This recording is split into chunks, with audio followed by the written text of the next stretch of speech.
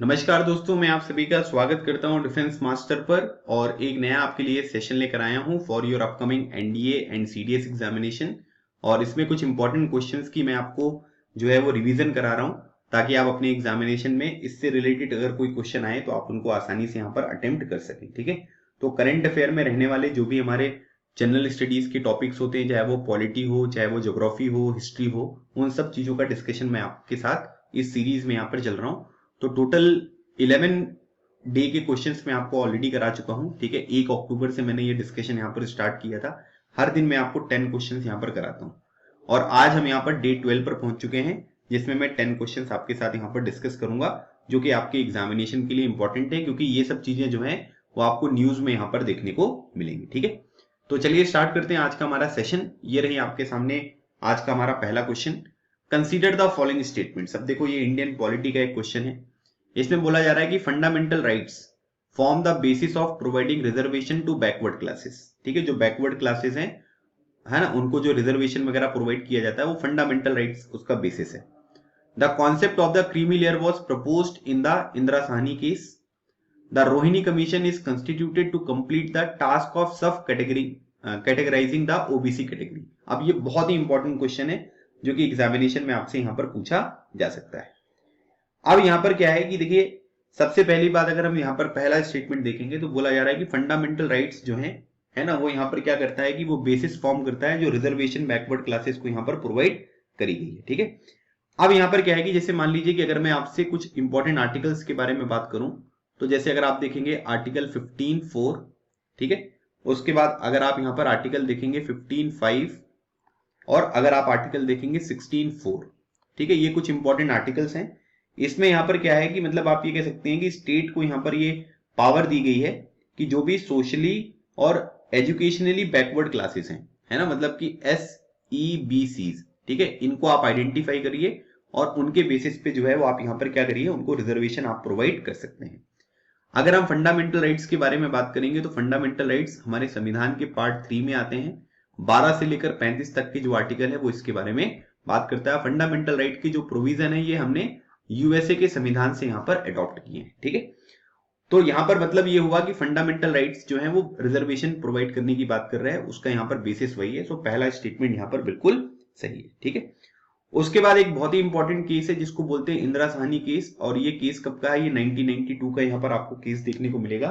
ठीक है, तो इसका मतलब यहाँ पर ये हुआ कि इन्होंने जो है वो बात करी कि भाई हम लोग क्या कर सकते हैं कि आर्टिकल जो हमारा 16(4) है, ठीक है, वो यहाँ पर क्या होगा, और इसमें बेसिकली इन्होंने किसके बारे में बात करी, आर्टिकल 16(4) के बारे में बात करी, है ना, कि इसका स्कोप क्या है, इसका एक्सटेंट यहाँ पर कितना है, इन सब चीजों की बात जो है ये इंदिरा साहनी केस जो है उसमें आपको देखने को मिलेगी, है ना।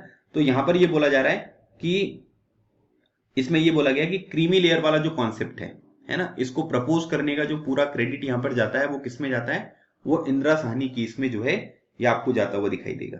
ठीक है, मतलब यहां पर क्या है कि जो ओबीसी कम्युनिटी वाले लोग हैं कि अगर उनका यहाँ पर जो इनकम है वो एक पर्टिकुलर अमाउंट से ज्यादा है ना, तो उनको यहां पर क्या करेंगे कि उनको रिजर्वेशन यहां पर नहीं मिलेगा। ठीक है, लेकिन अगर उस अमाउंट से जो है वो यहां पर आपको कम देखने को मिलेगा, ठीक है, तो वो क्या है कि उनको रिजर्वेशन जो है वो यहां पर आपको प्रोवाइड किया जाएगा। ठीक है, तो ये बात आपको जो है ये आप यहां पर देख सकते हैं। और इसमें जो लिमिट यहां पर डिसाइड करी गई है वो 8 लाख रुपए की डिसाइड करी गई है। अगर आपकी इनकम जो है वो 8 लाख रुपए से कम है एनुअल इनकम, तो आपको रिजर्वेशन मिलेगा। अगर 8 लाख रुपए से ज्यादा है तो ओबीसी में आप जो है वो यहाँ पर क्या है कि क्रीमी लेयर में आ जाएंगे, तो आपको यहाँ पर जो है रिजर्वेशन नहीं दिया जाएगा। तो ये किस में बात हो रही है, ये इंदिरा साहनी केस में आपको देखने को मिलेगी। ठीक है, तो दूसरा स्टेटमेंट जो है ये बिल्कुल सही है। Rohini commission is constituted to complete the task of subcategorising the OBC category. तो अब यहां पर क्या है कि जो रोहिणी कमीशन आपको देखने को मिलेगा ये 2017 का कमीशन है ना, और इसको आप यहां पर ये कह सकते हैं कि आर्टिकल 340 है ना, उसके तहत जो है वो यहां पर कंस्टिट्यूट किया गया था। और इसमें यहां पर ये बोला गया है कि जो भी यहां पर ओबीसी हैं उनकी जो अलग अलग तरीके की कैटेगरीज आपको दूसरी कैटेगरीज देखने को मिलेंगी, उसमें आप इनको यहां पर क्या करिए, कंस्टिट्यूट करने के लिए टास्क यहां पर ये दिया गया था। तो तीसरा स्टेटमेंट जो है ये बिल्कुल सही है। तो आप देखो, फंडामेंटल राइट्स से रिजर्वेशन निकल कर आ रहा है, क्रीमी लेयर का कॉन्सेप्ट इंदिरा साहनी केस से निकल कर आ रहा है, और रोहिणी कमीशन को यह टास्क दिया गया कि ओबीसी कैटेगरी में आप थोड़ी सी सब कैटेगरीज जो है वो यहां पर प्रोवाइड करी है। तो ये तीनों स्टेटमेंट जो है ये आपके बिल्कुल सही है। So option number D is the right answer. चलिए आगे बढ़ते हैं। With reference to the children's climate risk index consider the following statements. ठीक है, तो चिल्ड्रंस क्लाइमेट रिस्क इंडेक्स के बारे में बात हो रही है, तो उससे रिलेटेड यहां पर कुछ स्टेटमेंट है जो कि आपको दिए गए हैं। It is launch by the United Nation children's fund, जिसको हम बोलते हैं कि यूनिसेफ, इसको United Nation children emergency fund भी यहां पर कहा जा सकता है, in collaboration with Fridays for future. India is among 4 south Asian countries where children are most at risk of the impact of climate change. मतलब कि 4 कंट्रीज ऐसी हैं साउथ एशियन कंट्रीज, उसमें से इंडिया भी एक है, जहां पर बच्चों के ऊपर जो क्लाइमेट चेंज है उसका एक एडवर्स इंपैक्ट जो है वो आपको यहां पर देखने को मिलेगा। तो अब आपको बताना है कि इनमें से कौन सा स्टेटमेंट है जो कि यहां पर आपको सही देखने को मिलेगा। तो अभी यहां पर क्या हुआ है कि recently children climate risk index जो है वो यहां पर रिलीज किया गया है ना, और इसको यूनिसेफ ने जो है वो रिलीज किया। आप मुझे ये बताइएगा यूनिसेफ का जो हेडक्वार्टर है, ठीक है, वो कहां पर है? इसका आंसर आप मुझे कमेंट सेक्शन में दीजिएगा। ठीक है, और उसके बाद यहां पर क्या है कि फ्राइडेज फॉर फ्यूचर जो है, ठीक है, उसके साथ मिलकर इन्होंने जो है एक यहां पर जो क्लाइमेट रिस्क इंडेक्स है उसको यहां पर बिल्कुल स्टार्ट किया है। तो पहला वाला स्टेटमेंट जो है ये बिल्कुल सही आपको देखने को मिलेगा। ठीक है, उसके बाद अगर हम यहां पर देखेंगे तो इसमें क्या होता है कि जैसे मान लीजिए कि कौन सी कंट्री जो है ना, कितना एनवायरमेंटल शॉक हो गया, जैसे साइक्लोन हो गया, हीट वेव्स वगैरह, है ना, वहां पर बच्चों का जो है वो किस तरीके से इंपैक्ट इन चीजों का बच्चों के ऊपर पड़ने वाला है, वो चीज यहां पर आपको देखने को मिलेगा। ठीक है, अच्छा, अगर हम इसमें पाकिस्तान की रैंकिंग यहां पर देखेंगे तो पाकिस्तान जो है आपको 14th नंबर पर देखने को मिलेगा, है ना। बांग्लादेश की बात अगर हम करेंगे तो बांग्लादेश आपको 15th नंबर पर देखने को मिलेगा। अफगानिस्तान की बात करेंगे तो अफगानिस्तान जो है ये आपको 25th नंबर पर देखने को मिलेगा। ठीक है, और इंडिया की बात अगर हम करेंगे तो इंडिया जो है आपको 26 नंबर पर देखने को मिलेगा। मतलब कि साउथ एशिया रीजन में, ठीक है, सबसे बुरी स्थिति जो बच्चों की है वो कहां पर है? वो पाकिस्तान में है। ठीक है, लेकिन इंडिया भी आपको साउथ एशिया की टॉप 4 कंट्रीज में यहां पर आपको देखने को मिलेगा। ठीक है, तो मतलब आप ये कह सकते हैं कि क्लाइमेट चेंज के ऊपर जो है इंडिया में भी बच्चों के ऊपर एक एडवर्स इंपैक्ट पड़ता हुआ दिखाई दे रहा है। सो दूसरा स्टेटमेंट जो है ये बिल्कुल सही है। तो इसमें अगर आपसे पूछा जाए कि सही आंसर बताइए कौन सा है, तो ऑप्शन नंबर सी जो होगा ये क्वेश्चन का बिल्कुल राइट आंसर है, क्योंकि दोनों स्टेटमेंट जो यहां पर दिए गए हैं वो बिल्कुल सही स्टेटमेंट है। चलिए क्वेश्चन नंबर 3 देखिए। Consider the following statements. Chikungunya is transmitted to people through the bite of an infected mosquito. ठीक है, इन्फेक्टेड मॉस्किटो से जो है वो चिकनगुनिया फैलता है। BBV87 vaccine is a chikungunya vaccine developed by the Bharat Biotech in partnership with the International Vaccine Initiative. BB87 was founded by the Coalition for Epidemic Preparedness Innovation CEPI with support from the INDCEPI mission. तो अब आपको बताना है कि इनमें से कौन से स्टेटमेंट हैं जो कि यहां पर आपके सही स्टेटमेंट है। तो इसमें क्या है कि देखिए तीनों इंफॉर्मेशन का पता होना जरूरी नहीं है। अगर आप थोड़ा बहुत 2 स्टेटमेंट भी अगर आप जानते हैं तो उससे क्वेश्चन आपका बन जाएगा। ठीक है, चलिए अब यहां पर एक बात देखिएगा। चिकनगुनिया जो है वो क्या है कि वो मॉस्किटो से यहां पर होता है, इसमें कोई दिक्कत नहीं है। और पहला केस जो आपको देखने को मिलेगा वो तंजानिया में देखने को मिलेगा। तंजानिया में जो केस निकलकर सामने आया था वो 1952 में केस यहां पर आया था। ठीक है, तो ये पहला केस यहां पर हो गया था। और उसके बाद यहां पर आप ये कह सकते हैं कि किमाकोंडे लैंग्वेज में जो है इसका नाम वहीं की जो लोकल लैंग्वेज है उससे निकलकर सामने आया। अच्छा, यहां पर एक बात ये ध्यान रखिएगा कि इसके लिए जो मच्छर यहां पर रिस्पॉन्सिबल होते हैं, एक तो आपको एडीज, ठीक है, इजिप्टाई जो है वो आपको देखने को मिलेगा। ठीक है, एडीज इजिप्टी ये देखने को मिलेगा। और उसके बाद यहां पर क्या है कि एडीज, ठीक है, ये मच्छरों का भी मैंने आपको टाइप बता दिया है ना, तो इसको बोलते हैं एल्बोपिक्टस। सो ये 2 यहां पर मच्छर हैं जिनकी वजह से आपको ये चीजें जो है ये देखने को मिलता है। ठीक है, और आप यहां पर ये कह सकते हैं मतलब ये दोनों सेम वही मॉस्किटो आपको देखने को मिलेंगे जिससे आपको डेंगू जो वायरस यहां पर होता है ना, डेंगू, जिसको डेंगू या डेंगू बोलते हैं, तो उससे भी यही चीजें जो है इन्हीं मॉस्किटो से यहां पर आपको फैलती हुई दिखाई देती है। ठीक है, और दूसरी इंपॉर्टेंट बात, पहला स्टेटमेंट यहां पर सही हो गया आपका। BBV87 वैक्सीन जो है ये चिकनगुनिया के लिए है और इसको डेवलप किया भारत बायोटेक ने, है ना, इसमें कोई यहां पर दिक्कत नहीं है। अच्छा, भारत बायोटेक ने अभी जो हमारी ये कोवैक्सीन है इसको भी यहां पर डेवलप किया है ना, कोवैक्सीन जो है वो आपको देखने को मिलेगा। और भारत बायोटेक जो है ये हैदराबाद बेस्ड यहां पर कंपनी है। और उसके बाद एक बात ये भी ध्यान रखिएगा कि इसके जो सीईओ आपको देखने को मिलेंगे, है ना, भारत बायोटेक जो है, ठीक है, इसके यहां पर सीईओ जो है इनका नाम याद रखिएगा, इनका नाम है डॉक्टर कृष्णा एला। ठीक है, इनका नाम है डॉक्टर कृष्णा एला। ये भी एक बहुत इंपॉर्टेंट क्वेश्चन आपके पेपर में बन सकता है। ठीक है, जैसे यहाँ पर क्या है कि आपने आधार पूनावाला जो है उनको देखा ही है ना। तो उसी तरीके से यहाँ पर क्या है, ये भारत बायोटेक के यहाँ पर आपको सीईओ जो हैं वो देखने को मिलेंगे। ठीक है, तो यहाँ पर क्या है कि ये जो वैक्सीन आपको देखने को मिलेगी ये किसने डेवलप करी है, भारत बायोटेक ने। और यहाँ पर ये जो इंटरनेशनल वैक्सीन इंस्टीट्यूट है उसकी हेल्प से, है ना, पार्टनरशिप से यहाँ पर इसको किया गया है। तो दूसरा स्टेटमेंट भी यहाँ पर सही है। फिर BBV87 जो है इसको फंड किया था CEPI ने, जिसको बोलते हैं coalition for epidemic preparedness innovation. और इसमें यहाँ पर IND-CEPI मिशन का भी यहाँ पर आपको सपोर्ट देखने को मिलेगा। मतलब आप ये कह सकते हैं कि जो डिपार्टमेंट ऑफ बायोटेक्नोलॉजी का ये इंडिया बेस्ड यहाँ पर CEPI मिशन है। ठीक है, तो इन्होंने यहाँ पर इसको फंड किया है। तो तीनों स्टेटमेंट जो है ये बिल्कुल सही है। So right answer is option number D. ठीक है, डी इस क्वेश्चन का बिल्कुल राइट आंसर है। चलिए आगे बढ़ते हैं। क्वेश्चन नंबर 4 देखिए, consider the following statement regarding the समृद्ध प्रोग्राम। ठीक है, तो समृद्ध प्रोग्राम से रिलेटेड यहाँ पर कुछ स्टेटमेंट दिए गए हैं।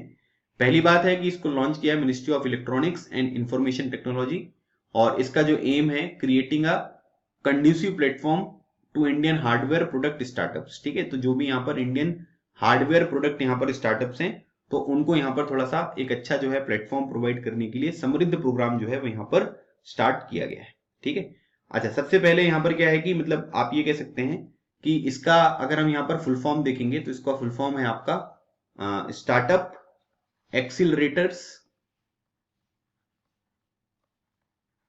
स्टार्टअप एक्सिलरेटर्स ऑफ MIET, है ना। MIET मतलब क्या हो गया, ministry of electronics and information technology. ठीक है, MIET। और फॉर प्रोडक्ट इनोवेशन, ठीक है, फॉर प्रोडक्ट इनोवेशन। ठीक है, काफी बड़ा जो है इसका ये फुल फॉर्म आपको देखने को मिलेगा। ठीक है, innovation development and growth, innovation development and growth. तो अगर आप इसका थोड़ा सा फुल फॉर्म भी अगर आप देख लोगे ना तो सब चीजें आपको समझ में आ जाएगी, है ना। इसके फुल फॉर्म में जो है वो सारी चीजें जो है वो आपको देखने को मिल रही हैं। ठीक है, तो यहां पर क्या है कि आप ये कह सकते हैं कि इसको ministry of electronics and information technology जो है उसने यहाँ पर लॉन्च किया है, इसमें कोई दिक्कत नहीं है। लेकिन यहां पर क्या है कि ये हार्डवेयर प्रोडक्ट के लिए नहीं है ना। ये किसके लिए है, ये आप ये कह सकते हैं कि ये सॉफ्टवेयर प्रोडक्ट स्टार्टअप्स के लिए आपको यहां पर देखने को मिलेगा, है ना। ये सॉफ्टवेयर के लिए, हार्डवेयर के लिए नहीं। तो दूसरा स्टेटमेंट यहां पर गलत हो गया, है ना, ताकि यहां पर उनके प्रोडक्ट वगैरह को इनहेंस किया जा सके और सिक्योर इन्वेस्टमेंट जो भी यहां पर होती है वो सब चीजें यहां पर आपको देखने को मिल सके। ठीक है, और उसके बाद यहां पर एक बात ये भी ध्यान रखिएगा, इसको इंप्लीमेंट कौन करेगा, इसको इंप्लीमेंट करने की रिस्पॉन्सिबिलिटी दी गई है MSH को। ठीक है, MSH जो है वो इसको इंप्लीमेंट करेगा, जिसको बोलते हैं MIET स्टार्टअप हब। ठीक है, इसको बोला जाता है MIET, ठीक है, स्टार्टअप हब। ठीक है, ये बात आपको यहां पर ध्यान रखनी है। तो ये सॉफ्टवेयर के लिए यहां पर बनाया गया है और इसमें हमको यहां पर ये देखना है कि भाई हम लोग जो है आपको अपना जो भी थोड़ा इंडियन के स्टार्टअप है उनकी ग्रोथ वगैरह जो है वो यहाँ पर बढ़ानी है। तो इसीलिए हमने ये इस तरीके से उन चीजों को सपोर्ट करने के लिए एक प्रोग्राम स्टार्ट किया है। तो करेक्ट स्टेटमेंट पूछा जा रहा है तो पहला सही है, दूसरा गलत है। So 1 only is the right answer. Option number A इस क्वेश्चन का राइट आंसर है। चलिए, consider the following statement, right to be forgotten is a part of the broader right of privacy under article 21, है ना। मतलब कि right to forgotten जो है वो जो राइट टू प्राइवेसी है, right to life and personal liberty के अंतर्गत आपको जो दी गई है, ठीक है, तो उसमें आपको ये एक पार्ट यहां पर देखने को मिलेगा। The right to privacy is declared as a fundamental right in case Puttaswamy versus Union of India case in 2017। ठीक है, अब इसमें यहां पर क्या है कि ये तो बिल्कुल सही है, तो इसमें कोई दिक्कत यहां पर आपको नहीं होनी चाहिए, है ना। और उसके बाद यहां पर क्या है कि ये दूसरा वाला स्टेटमेंट जो है ये बिल्कुल सही है।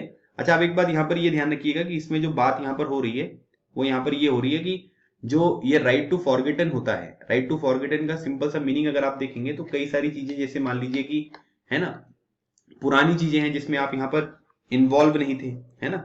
लेकिन यहाँ पर क्या है कि आप ये कह सकते हैं कि उसमें कुछ इश्यूज हैं जो निकलकर सामने आ रहे हैं, है ना। मतलब सिंपल सी बात यहाँ पर ये है कि राइट टू फॉरगेटन का सिंपल सा मीनिंग यहाँ पर ये हुआ कि right to have publicly available personal जो भी यहाँ पर इंफॉर्मेशन है वो इंटरनेट से यहाँ पर रिमूव करना, है ना। मतलब क्या बात हो रही है, सिंपल सी बात यहाँ पर ये हो रही है कि हम सभी लोगों को यहाँ पर क्या करना है, हम सभी लोगों को जो है वो इंटरनेट पर अगर कोई ऐसी चीज यहाँ पर अवेलेबल है, ठीक है, जिसका हमसे अब कोई कनेक्शन नहीं है, वो पुरानी बात थी, है ना, या वो गलत तरीके से यहाँ पर जो है इंटरनेट पर प्रोवाइड करी गई है, जिसकी वजह से हमारी पर्सनल लाइफ जो है वो यहाँ पर हैम्पर हो सकती है।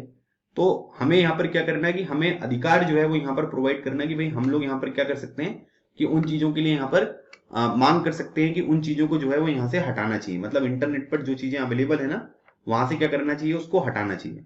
तो ये चीज यहाँ पर क्या कहलाती है, ये चीज जो है वो आपको राइट टू बी फॉरगेटन यहाँ पर कहलाएगी।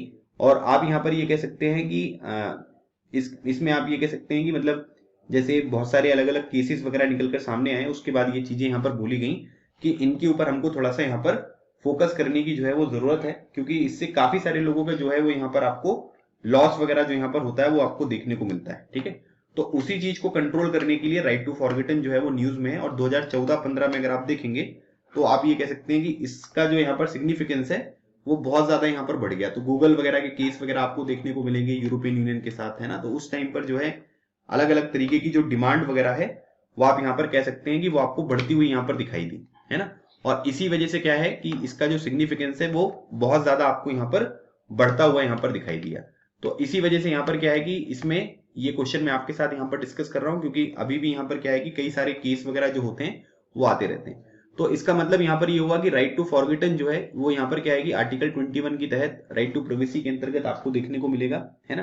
वैसे आर्टिकल 21 जो है right to life and personal liberty के बारे में बात करता है, और राइट टू प्राइवेसी जो है इसको केएस पुट्टास्वामी केस 2017 में जो है वो हमने एक फंडामेंटल राइट डिक्लेयर कर दिया था। तो दोनों स्टेटमेंट जो है ये बिल्कुल सही स्टेटमेंट है, इसमें कोई दिक्कत नहीं है। चलिए आगे बढ़ते हैं। क्वेश्चन नंबर 6, क्वेश्चन नंबर 6 देखिए यहाँ पर दिया गया है, consider the following statement regarding the Sambhar lake. ठीक है, तो सांबर लेक से रिलेटेड यहाँ पर कुछ स्टेटमेंट हैं जो कि आपको यहाँ पर दिए गए हैं। तो पहली बात अगर आप देखेंगे तो बोला जा रहा है कि it is India's largest inland saline water body. ठीक है, मतलब कि ये हमारे देश की जो है वो सबसे बड़ी जो है वो यहाँ पर सलाइन वाटर बॉडी आपको देखने को मिलेगी। ठीक है, inland. It was declared Ramsar site in 1990 और it receives water from the Ghaggar river. तो अब आपको बताना है कि इसका जो राइट आंसर है वो आपको कहां से देखने को मिलेगा, मतलब कौन कौन सा है जो आपको देखने को मिलता है। ठीक है, अच्छा अब एक बात ये ध्यान रखिएगा, सांबर लेक जो है राजस्थान में है और जयपुर से करीब आप ये कह सकते हैं कि 80 किलोमीटर साउथ वेस्ट में आपको देखने को मिलेगा। और राजस्थान में जो है वो अरावली माउंटेन भी आपको देखने को मिलेगी, है ना। ज्यादातर जो पोर्शन है अरावली का वो राजस्थान में, वैसे तो गुजरात से स्टार्ट हो जाती है अहमदाबाद से, और आपको दिल्ली तक जाता हुआ दिखाई देता है। ठीक है, तो यहाँ पर क्या है कि इंडिया का लार्जेस्ट इनलैंड सैलिन वाटर बॉडी है, मतलब कि इसमें नमक जो है वो आपको बहुत ज्यादा देखने को मिलेगा। ठीक है, और यहाँ पर क्या है कि सॉल्ट वगैरह के जो हाउसेस वगैरह होते हैं उनकी मैन्युफैक्चरिंग वगैरह करने के लिए जो है वो यहाँ पर ये फेमस है। और माइग्रेटरी बर्ड्स वगैरह भी जो है यहाँ पर बहुत ज्यादा आती हैं, है ना। आपको पता है कि कुछ एक आध साल पहले जो है वो यहाँ पर बहुत सारी माइग्रेटरी बर्ड्स जो हैं, ठीक है, उनकी भी यहाँ पर डेथ हो गई थी, तो उसके लिए भी ये न्यूज में यहाँ पर आपको देखने को मिलेगा। ठीक है, तो पहला वाला स्टेटमेंट सही है। और इसको रामसर साइट जो है वो डिक्लेयर किया गया था, है ना, जो वेटलैंड के कंजर्वेशन के बारे में बात करता है 1990 में, है ना। तो ये भी आपको ध्यान रखना है। रामसर जो कन्वेंशन था 1971 में यहाँ पर साइन किया गया था। रामसर बेसिकली एक शहर है ईरान में। और उसके बाद यहाँ पर याद रखिएगा, इसमें केवल घग्गर रिवर जो है उससे पानी नहीं आता है। ठीक है, मतलब घग्गर रिवर से पानी नहीं आता इसमें आपको 6 रिवर्स यहाँ पर देखने को मिलेंगी, जिससे यहाँ पर आपको पानी देखने को मिलता है। ठीक है, 6 रिवर कौन कौन सी है, तो पहली बात करेंगे समाउद। ठीक है, इससे एक पानी आएगा। उसके बाद एक खारी होता है रिवर, उससे पानी यहाँ पर आता है। फिर उसके बाद एक मंथा जो है वो आपको यहाँ पर देखने को मिलेगा। ठीक है, उसके बाद फिर एक खंडेला हो गया। ठीक है, खंडेला KHANDELA, खंडेला रिवर से पानी आता है। और फिर उसके बाद ये मेधता, ठीक है, इससे पानी देखने को मिलेगा। और फिर एक जो है वो आपकी रूपांगड़। ठीक है, रूपांगड़, तो इनसे पानी आता है। तो घग्गर का कहीं नाम नहीं है ना। तो अब आपसे पूछा जा रहा है कि कौन सा स्टेटमेंट करेक्ट है, तो पहला और दूसरा स्टेटमेंट जो है वो सही है, तीसरा स्टेटमेंट जो है वो गलत है। ठीक है, चलिए भाई अगली बात करते हैं। Question number 7, which of the following is are the consequences of the Jallianwala Bagh incident, है ना। तो 13 अप्रैल 1919 को जलियांवाला बाग जो है मैसेकर ये यहाँ पर हुआ था। तो उसके यहाँ पर कुछ आपको जो कॉन्सिक्वेंसेस हैं वो यहाँ पर दिए गए हैं। तो आपको बताना है कि इनमें से कौन सा है कौन सा नहीं है। पहली बात, martial law was proclaimed in Punjab after the incident. Mahatma Gandhi gave the title of Kesari Hind. The Indian representative in the Viceroy Executive Council resigned from the office. The incident paved the way for the non-cooperation movement. तो अब आपको बताना है कि इनमें से कौन सा आंसर है जो कि यहाँ पर आपको सही देखने को मिलेगा। ठीक है, अब यहाँ पर क्या है कि देखिए मार्शल लॉ मतलब ये होता है कि उसमें मिलिट्री का रूल हो गया। ठीक है, तो ब्रिटिश मिलिट्री जो है वो कंट्रोल करेंगी, क्योंकि लोगों के मन में बहुत सारा जो है वो गुस्सा आ गया था, तो इस वजह से मार्शल लॉ जो है वो यहाँ पर इम्पोज यहाँ पर कर दिया गया था। ठीक है, उसके बाद यहाँ पर क्या है कि रविंद्रनाथ टैगोर जी ने जो है, ठीक है, नाइटहुड की जो उपाधि उनको दी गई थी वो यहाँ पर हटा दी उन्होंने, है ना, वापस कर दी भाई, है ना, कि हमें जो है नाइटहुड की उपाधि यहाँ पर नहीं चाहिए। ठीक है, तो रविंद्रनाथ टैगोर जी ने एक ये भी चीज यहाँ पर किया था। ठीक है, ये भी आपको ध्यान रखना है ना। और उसके बाद यहाँ पर जो है ये नाइटहुड उनको 1915 में यहाँ पर मिला था। नाइटहुड का बेसिकली मतलब है कि वो अपने नाम के आगे सर लगा सकते हैं। ठीक है, उसके बाद यहाँ पर क्या है कि महात्मा गांधी जी ने जो है वो केसरे हिंद का जो टाइटल है वो यहाँ पर दे दिया, है ना। तो बेसिकली अगर आप देखेंगे तो इनको ये जो टाइटल था वो बोर वॉर, जो कि साउथ अफ्रीका में आपको देखने को मिलेगा, ठीक है, 1899 से लेकर 1902, ये मैं पहले आपके साथ डिस्कस कर चुका हूँ डेली न्यूज एनालिसिस में। तो वहां पर जो एम्बुलेंस वगैरह की फैसिलिटी थी उसके लिए यहाँ पर केसरी हिंद की उपाधि इनको यहाँ पर दी गई थी, इसको इन्होंने यहाँ पर दे दिया। और उसके बाद यहाँ पर एक बात ये भी ध्यान रखिएगा, चेत्तूर शंकरन नायर, ठीक है, मैंने इनके बारे में भी आपके साथ डिस्कशन किया है। ठीक है, चेत्तूर शंकरन नायर, उन्होंने यहाँ पर क्या कर दिया था कि जो है वो वाइसराय की जो एग्जीक्यूटिव काउंसिल है उसको यहाँ पर क्या कर दिया था, उसको एग्जिट यहाँ पर कर दिया था, रेजिग्नेशन यहाँ पर दे दिया था। ठीक है, और उस टाइम पीरियड पर, मतलब ये 1919 का जो टाइम पीरियड था, उस टाइम पर आप ये कह सकते हैं कि लॉर्ड चेम्सफोर्ड जो थे वो भारत के यहाँ पर गवर्नर जनरल जो है वो आपको देखने को मिलेंगे। ठीक है, तो ये रेजिग्नेशन यहाँ पर दे दिया। हंटर कमीशन जो है वो जांच पड़ताल करने के लिए यहाँ पर आया था। और उसके बाद आप यहाँ पर ये कह सकते हैं कि नॉन वायलेंट जो प्रोटेस्ट यहाँ पर स्टार्ट हुई थी वो आपको देखने को मिली। तो ये जो स्टेटमेंट है, चौथा स्टेटमेंट, ये नॉन कॉपरेशन मूवमेंट की भी यहाँ पर शुरुआत होती हुई आपको दिखाई दी। तो ये चारों के चारों जो सीक्वेंस है वो आपको सही देखने को मिल रहे हैं। बाकी नाइटहुड जो वापिस उपाधि वापिस कर दी थी रविंद्रनाथ टैगोर जी ने, ठीक है, ये भी आपको ध्यान रखना है। तो इस क्वेश्चन का जो राइट आंसर है ये हो गया आपका ऑप्शन नंबर डी। ये सारी चीजें जलियांवाला बाग जो यहाँ पर इंसिडेंट हुआ था उसके बाद देखने को मिला। ठीक है, चलिए क्वेश्चन नंबर 8 देखते हैं। Consider the following statements, he was a commander in Maharaja Ranjit Singh force and the governor of Kashmir, है ना। तो ये महाराजा रणजीत सिंह की फोर्स में जो थे वो कमांडर थे और कश्मीर के गवर्नर थे। He took control over Khyber Pass to prevent Afghans from ravaging the northwest frontier. He fought the Battle of Peshawar and Battle of Kasur against the Afghans. The above statement most appropriately described which of the following Sikh warrior? तो कौन से Sikh warrior हैं जिनके बारे में यहाँ पर ये बात हो रही है। ठीक है, तो अब आपको बताना है कि इसका जो हमारा राइट आंसर होगा वो यहाँ पर क्या होगा।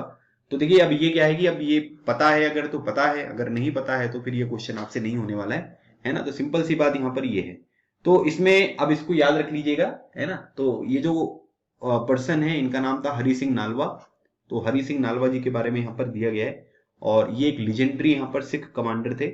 मतलब आप यहाँ पर ये कह सकते हैं कि मोस्ट फियर्ड यहाँ पर सिख वॉरियर जो हैं वो आपको इनका इसका टाइटल आपको देखने को मिलेगा। और ये जो है ये महाराजा रणजीत सिंह की जो फोर्स यहाँ पर थी उसमें ये आपको कमांडर देखने को मिलेंगे। ठीक है, और ये आपको गवर्नर ऑफ कश्मीर यहाँ पर देखने को मिलेंगे, है ना। साथ ही साथ यहाँ पर ये हजारा जो जगह थी, है ना, और जो पेशावर था, ठीक है, उसके भी यहाँ पर आपको ये गवर्नर देखने को मिलेंगे। इनका नाम है हरि सिंह नालवा। ठीक है, और उसके बाद हरि सिंह ने बहुत सारे जो अफगान्स वगैरह थे, है ना, और जो भी यहाँ पर अफगानिस्तान से आने वाले रूलर्स वगैरह थे उनको यहाँ पर हराया था।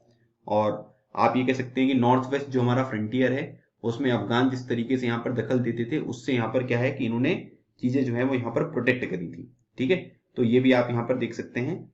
और उसके बाद यहाँ पर आप ये भी देख सकते हैं कि 1807 का जो बैटल ऑफ कसूर यहाँ पर हुआ था, ठीक है, ये हुआ था 1807 बैटल ऑफ कसूर, है ना। मतलब यहाँ पर क्या हुआ कि इसमें अफगानी जो रूलर थे कुतुबुद्दीन खान, उनको यहाँ पर हराया था। ठीक है, तो ये भी आपको ध्यान रखना है। और बैटल ऑफ पेशावर जो है ये 1837 का था। ठीक है, तो उसमें भी इन्होंने यहाँ पर जो है वो काफी इंपॉर्टेंट रोल यहाँ पर प्ले किया था। ठीक है, तो इनका नाम क्या है, इनका नाम है हरि सिंह नालवा। तो कभी क्वेश्चन में अगर आ जाए कि भाई हरि सिंह नालवा कौन थे तो ये आपको थोड़ा सा पता होना जरूरी है। ठीक है, चलिए क्वेश्चन नंबर 9 देखिए। Consider the following statement regarding the sweet equity. Sweet equity से रिलेटेड यहाँ पर कुछ स्टेटमेंट है जो कि आपको दिए गए हैं। So it is a non-monetary contribution that the individual or founders of a company make towards the company. Startup and business owner use sweet equity to fund their companies. तो आपको बताना है कि इसका जो हमारा राइट आंसर होगा वो यहाँ पर क्या होगा। ठीक है, अच्छा यहाँ पर बोला जा रहा है कि ये एक नॉन मॉनेटरी कॉन्ट्रीब्यूशन है। ठीक है, तो स्वीट इक्विटी जो है एक नॉन मॉनेटरी कॉन्ट्रीब्यूशन है और इसमें जो भी इंडिविजुअल होते हैं, फाउंडर्स वगैरह होते हैं, वो अपनी कंपनी के लिए यहाँ पर करते हैं। ठीक है, और उसके बाद यहाँ पर क्या होता है कि स्वीट इक्विटी जो है वो अपनी कंपनीज को फंड करते हैं, जो भी स्टार्टअप बिजनेस वगैरह होते हैं, ताकि उनकी कंपनीज को थोड़ा सा फंड वगैरह जो है वो यहाँ पर जो है ये प्रोवाइड किया जाए। तो बेसिकली यहाँ पर ये क्या है कि मतलब आप ये कह सकते हैं कि मतलब आप ये कह सकते हैं कि जैसे कोई अगर मान लीजिए कि ठीक है कंपनी वगैरह होती है तो 15% तक आप जो है उसमें अपनी तरफ से जो है वो कंट्रीब्यूशन यहाँ पर दे सकते हैं। ठीक है, तो ये बात आपको ध्यान रखनी है। तो स्वीट इक्विटी जो है ये टर्म होता क्या है, ये एक नॉन मॉनेटरी कंट्रीब्यूशन होता है जो कि इंडिविजुअल या फाउंडर अपनी कंपनी के लिए करते हैं और स्टार्टअप बिजनेस वगैरह जो है वो स्वीट इक्विटी का प्रयोग करते हैं ताकि उनकी कंपनीज वगैरह जो है उसको थोड़ा सा फंड वगैरह यहाँ पर मिल जाए। ठीक है, तो जैसे वो नहीं होता यहाँ पर ये स्वीट इक्विटी है, ठीक है, ये हमारी तरफ से जो है वो थोड़ा सा यहाँ पर क्या है ये मतलब कंट्रीब्यूशन जो है इस तरीके से आप यहाँ पर देख सकते हैं। ठीक है, तो इसको हम क्या कह रहे हैं, ये कंट्रीब्यूशन है जो कि नॉन वॉलंटरी जो है ये यहाँ पर आपको कंट्रीब्यूशन यहाँ पर देखने को मिल रहा है। ठीक है, तो इसको आप इस तरीके से भी यहाँ पर याद रख सकते हैं। और दूसरी बात यहाँ पर क्या है कि है ना, या फिर आप इसको स्वेट इक्विटी जो है वो भी आप यहाँ पर कह सकते हैं। ठीक है, उस तरीके से भी जैसा भी आपको याद रहे।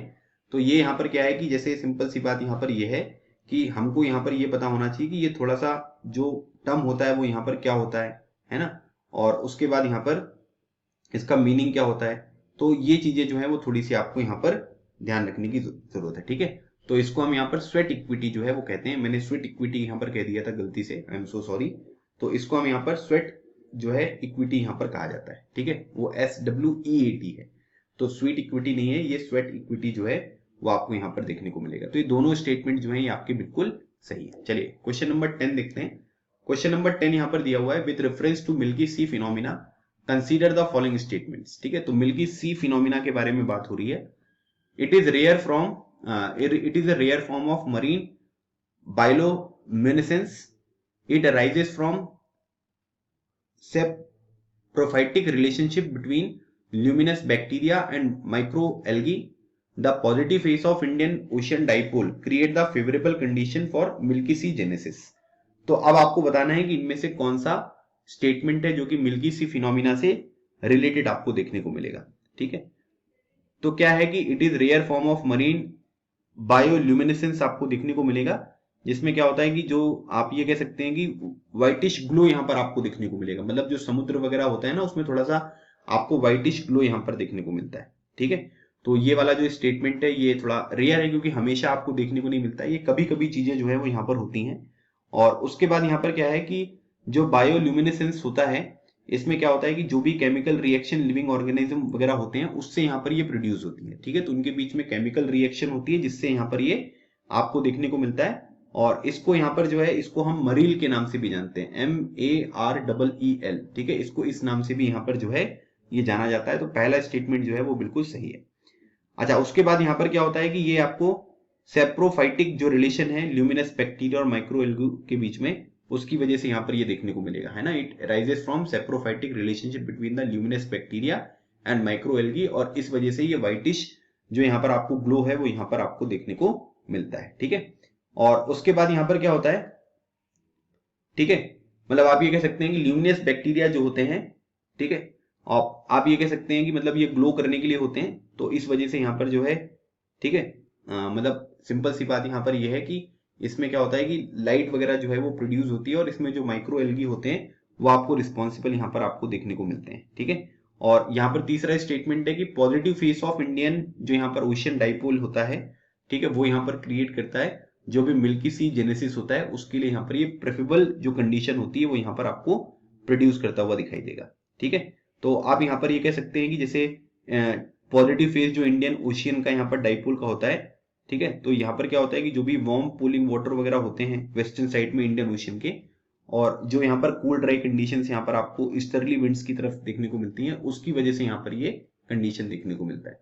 तो मिल्की सी फिनोमिना के लिए ये तीनों स्टेटमेंट जो यहाँ पर दिए गए हैं ये बिल्कुल सही स्टेटमेंट है। तो ऑप्शन नंबर डी जो होगा ये हमारे इस क्वेश्चन का बिल्कुल राइट आंसर है।